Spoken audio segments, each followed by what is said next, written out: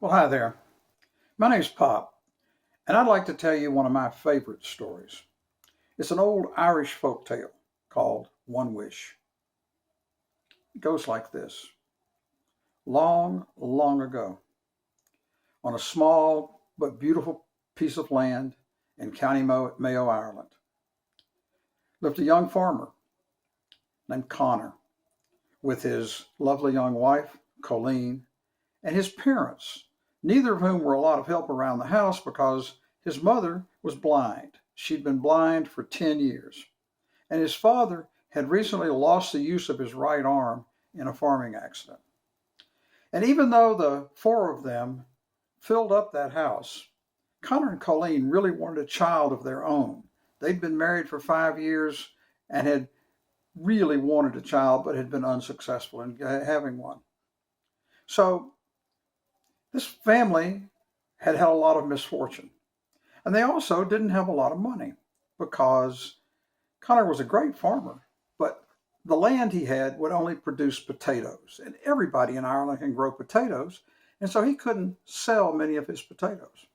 So they were poor and had had a lot of misfortune, but they were still a happy family because they had a roof over their heads and they had plenty to eat and they loved one another. Now, the reason they had plenty to eat was that although they didn't have much money and Connor couldn't raise anything but potatoes, he could raise a lot of potatoes. And Colleen was a fabulous cook. She could turn those potatoes into gourmet delights. For breakfast, she could make potato pancakes. And for the regular rest of the meal, she could make potatoes in any way you've ever thought of. She could make potato salad. She could make baked potatoes, twice baked potatoes, stuffed potatoes.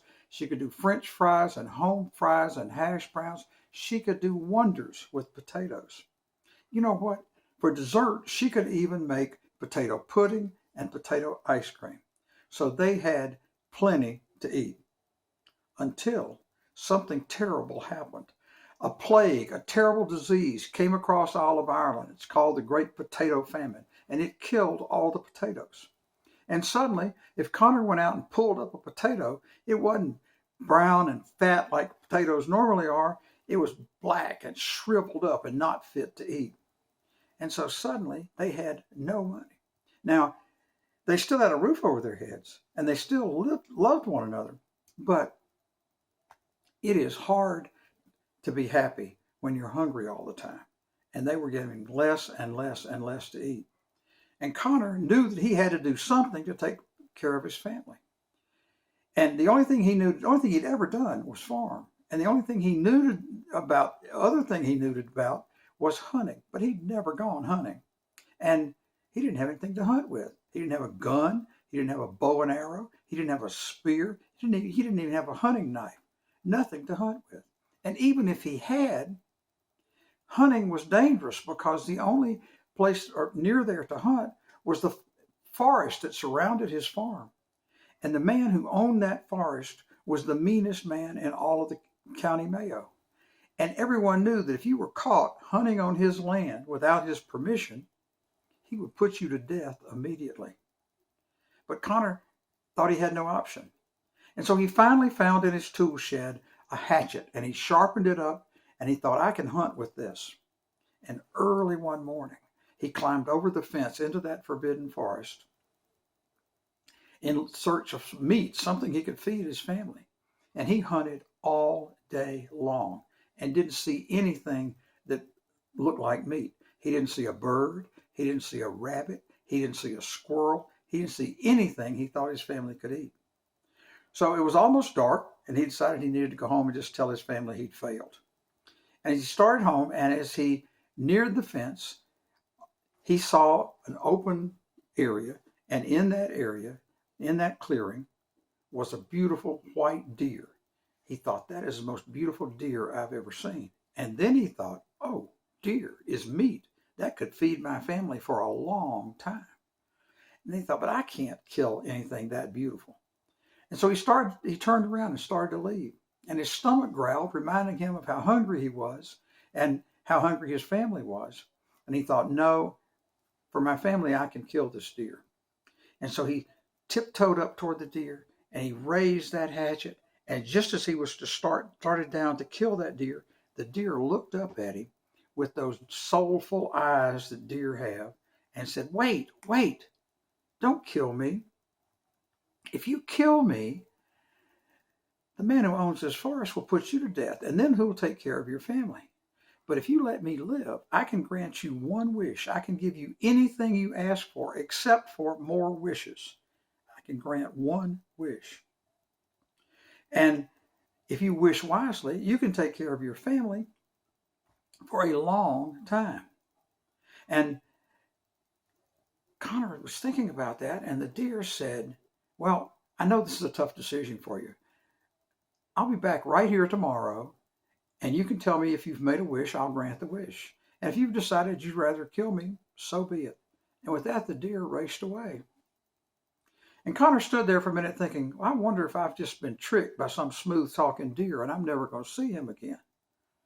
But then he decided, well, I might as well go home and think of a good wish. So he headed for home, and the first person he saw when he got there was his father. And his father looked at him and said, "You've been hunting all day. Where's the meat?" And Connor explained to him about that white deer and the one wish. And his father said, "Well, that's ridiculous. You're not going to get a wish. That deer's not going to be there when you go back. But just in case, if you've got to make one wish, it's obvious what it ought to be. Wish for gold. We get enough gold, we could buy anything else we want. I might even be able to get my arm fixed so I could help you in the field and play my fiddle again." And Connor thought, well, that makes a lot of sense. So he'd made up his mind. He went on into the house and he walked into the kitchen, and his mother was sitting there peeling the last potato that they had. And of course she couldn't see, but she sniffed the air and she said, "Where's the meat?" And he said, he explained about the white deer, and he said, "But don't worry. Dad's told me what to do. And tomorrow I'm going to go back to that deer, and if it's there, I'm going to wish for gold."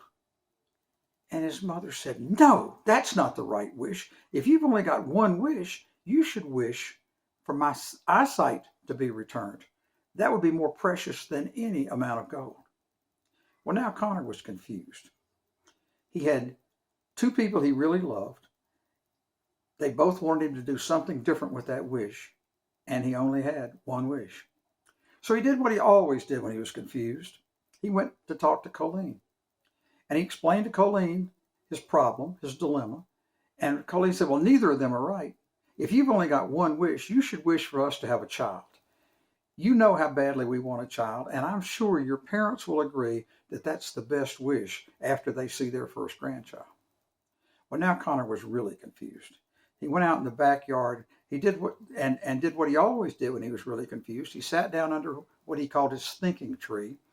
And the first thing he thought was, how did I end up in a story like this where I only get one wish? In most folk tales, you get three wishes, and that's what I need right now is three wishes.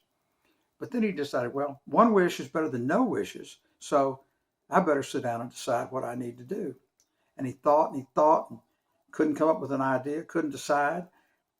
He went for a long walk, still couldn't decide. When he came back, he ate his really tiny little dinner, which was 1/4 of one potato. And then he went to bed, very hungry, and tossed and turned and turned and tossed. And then he woke up in the morning and he thought, I know what I'm going to do. And if you haven't already done this, this is probably a good time for you to think, if you were Connor, what would you have chosen to wish for?